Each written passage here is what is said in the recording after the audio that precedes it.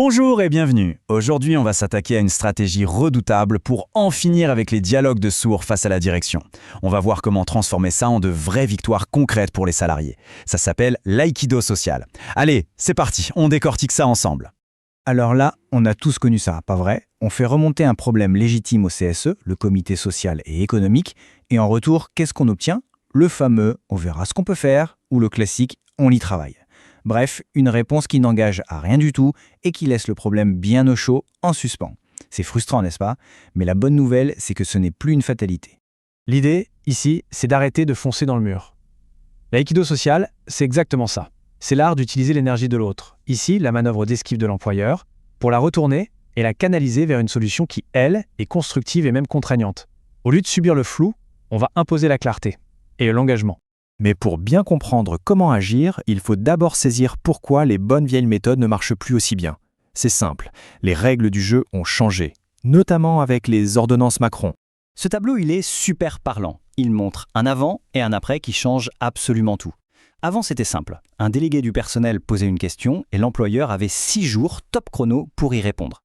Et pas n'importe comment, par écrit, avec des arguments, dans un registre spécial. Ça laissait une trace, un engagement noir sur blanc. Aujourd'hui, dans les entreprises de plus de 50 salariés, cette obligation, elle a tout simplement sauté. Et voilà la conséquence directe.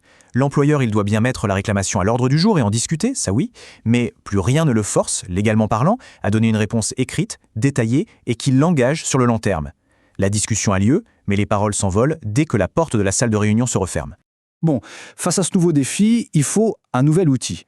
Et cet outil, c'est la résolution. C'est là que le jeu change. On ne va plus simplement demander quelque chose, on va exiger une action, à travers un acte qui est formel et qui est voté. Et c'est là que tout bascule. Regardons bien la différence. Une réclamation simple, au fond c'est informel. Une résolution, c'est un acte officiel, voté par les élus du CSE.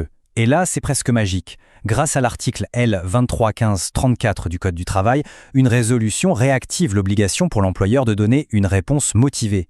On passe d'une simple conversation à un engagement qui est documenté et qui va créer un précédent.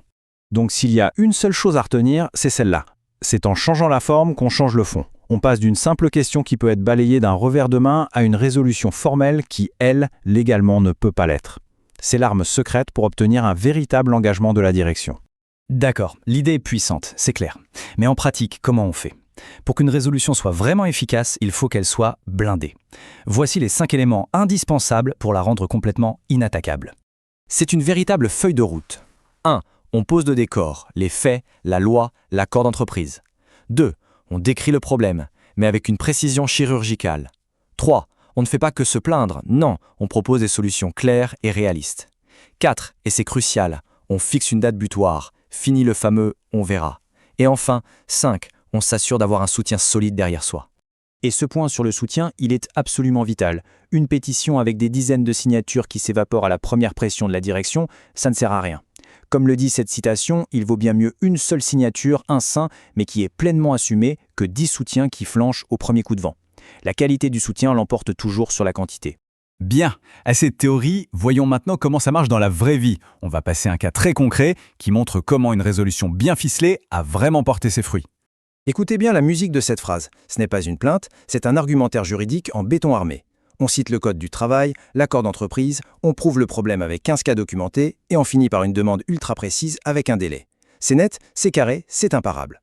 Et le résultat, il ne s'est pas fait attendre. Face à une résolution aussi solide, la direction n'a eu d'autre choix que d'agir. Elle a publié une note de service officielle pour clarifier les règles pour tout le monde.